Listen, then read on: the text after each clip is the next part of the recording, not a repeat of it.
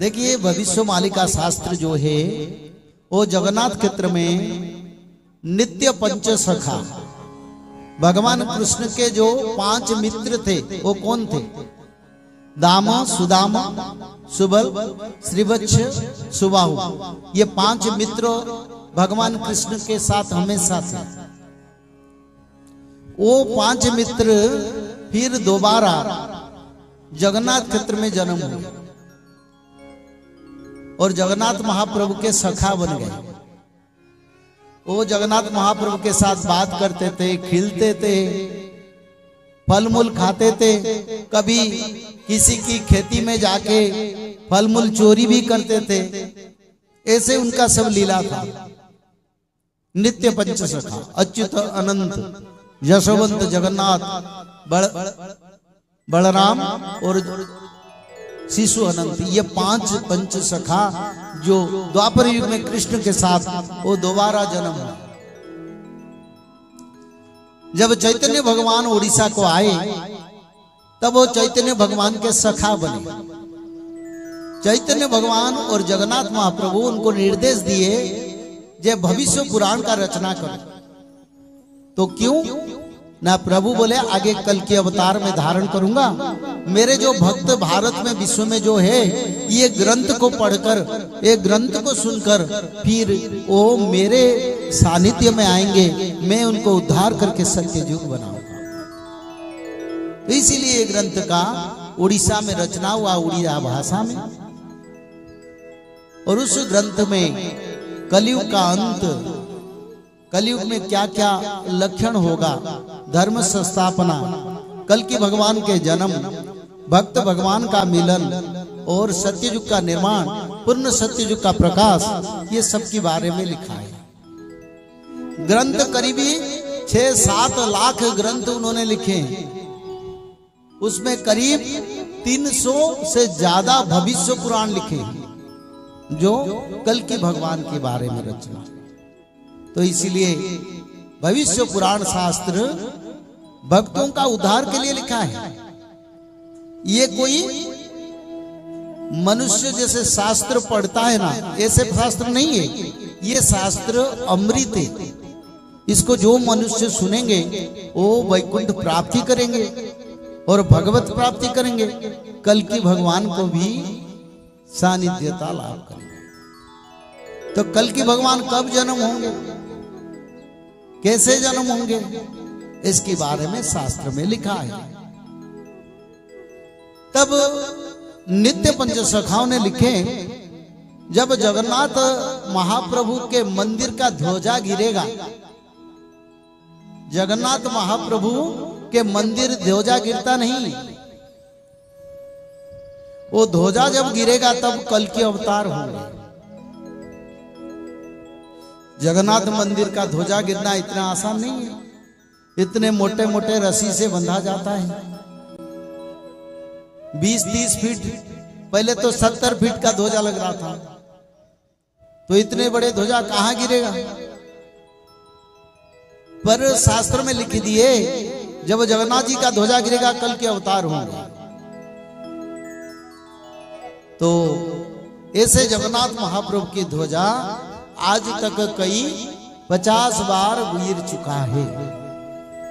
तो शास्त्र में लिखा है ध्वजा गिरेगा तो कल के अवतार होंगे।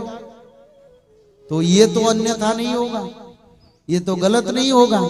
और जगन्नाथ मंदिर से कई बार ध्वजा गिर चुका है, इसलिए कल के अवतार हो चुके हैं।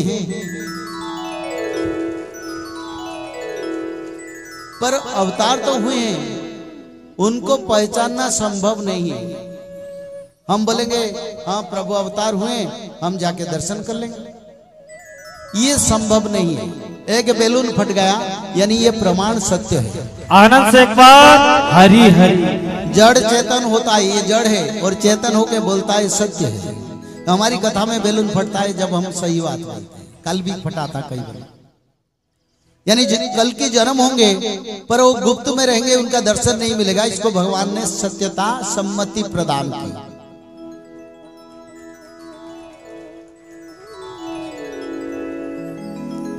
तो कल के भगवान गुप्त में रहेंगे, बड़ा गुप्त में रहे। गुपतो गुपत ये महागुपत महागुप्त अटे राम हर ब्रह्मांकुजे अगोचर हेब न जानी वे इंद्र चंद्र। इंद्र भी नहीं जानेंगे, सूर्य भगवान नहीं जानेंगे, शंकर भगवान नहीं जानेंगे, ब्रह्मदेव नहीं जानेंगे कल के जन्म होंगे इतने गुप्त में। तो शास्त्र कहता है प्रभु जन्म होंगे, बस वही विश्वास में भक्ति बढ़ाओ, भगवान को प्रार्थना करो। त्रिकाल संध्या करने से कल की भगवान का दर्शन मिलेगा, मिलता भी है। जो लोग त्रिकाल संध्या करते हैं वो दर्शन किए हैं सपना में, किए ना? नहीं। हाथ उठाओ जो सपने में दर्शन किए। जो भगवान कल की प्रत्यक्ष दर्शन किसी को नहीं देंगे, वो गुप्त में रहेंगे। साधारण मानव की तरह वो स्कूल में पढ़ाई करेंगे, विद्याध्ययन करेंगे।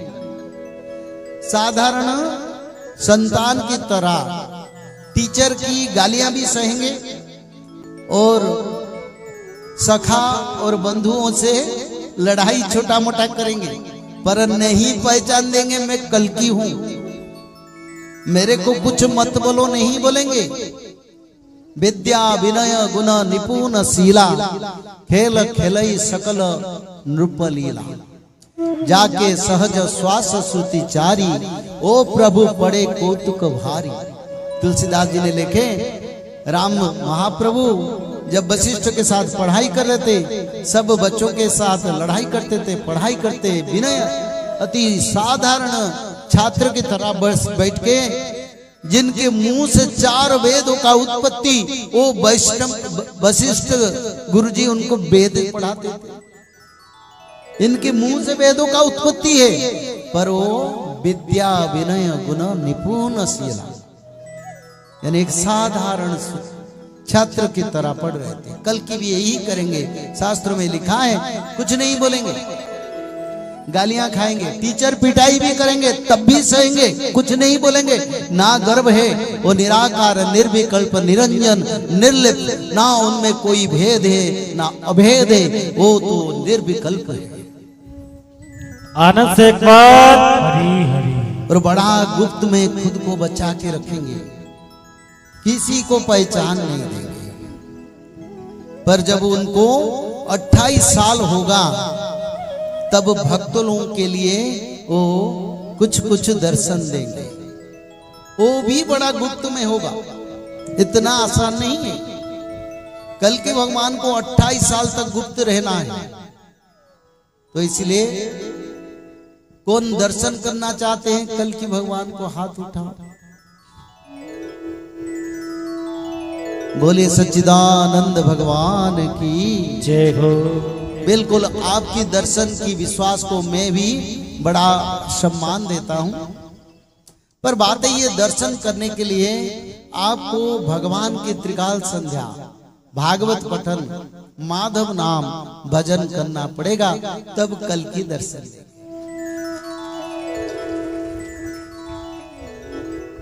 तो इसीलिए भगवान कल की जन्म होने के लिए जगन्नाथ क्षेत्र से संकेत बार बार मिलता है। एक बार नहीं, कई बार ध्वजा गिर चुका है और कल के अवतार जन्म होने का संकेत ठाकुर जी देते हैं। तो इसीलिए शास्त्रों विधि से कल की भगवान का अवतार 2005 के बाद कभी भी हुआ या हो चुका है। क्योंकि भविष्य मालिका पुराण में लिखा था, जब जगन्नाथ मंदिर के राजा ठाकुर श्री दिव्य सिंह महाराज का 46-47 अंक होगा, उसी समय कल के अवतार धरा पर जन्म होगे मानव शरीर। आनंद से एक बार हरि हरि। जगन्नाथ जी के मंदिर में एक राजा है जिसको जगन्नाथ महाप्रभु के स्वरूप में लिया जाता है। वो राजा जब उनकी उम्र शासन का 46-47 उम्र होगा, तब कल के अवतार धरती पर अवतरित होंगे। नित्य पंचसखाओं ने भविष्य मालिका पुराण में इसको लिखे। तो 46-47 अंक हो गए, अभी 67-68 अंक हो गया। तो शास्त्र तो मिथ्या नहीं है, शास्त्र तो सत्य है। इसी आधारित तत्व में कल की अवतार का प्रमाण मिल रहा है। तो इसीलिए आप लोग त्रिकाल संध्या, भागवत पठन, माधव नाम भजन करो। आपको कल की भगवान भी मिलेगा, सत्य युग भी मिलेगा, 1000 वर्ष आयु भी मिलेगा, बुढ़ापा उम्र भी जाएगा, और क्या मिलेगा? इच्छा मृत्यु के बाद वैकुंठ प्राप्ति भी होगा। इस समय उत्तर प्रदेश के मुरादाबाद में कल की धाम बन रहा है, और वहीं पर कल की भगवान का जैसे बद्री धाम, जगन्नाथ धाम, ऐसे कल की धाम बन रहा है, जो हमारी प्रधानमंत्री ने शिलान्यास की है। और वहीं पर कल की भगवान जन्म होंगे, ये शास्त्र में भी प्रमाण है। संबल क्षेत्र पर कल की भगवान का अवतार होगा, ये भी शास्त्र में। और संबल भी अभी सजा रहे कल की आगमन के लिए। तो इसीलिए समय करीब है और कल के अवतार भी हो चुके हैं। संभल में कल की और भक्तों का दर्शन मिलेगा। बोले सच्चिदानंद भगवान की जय हो।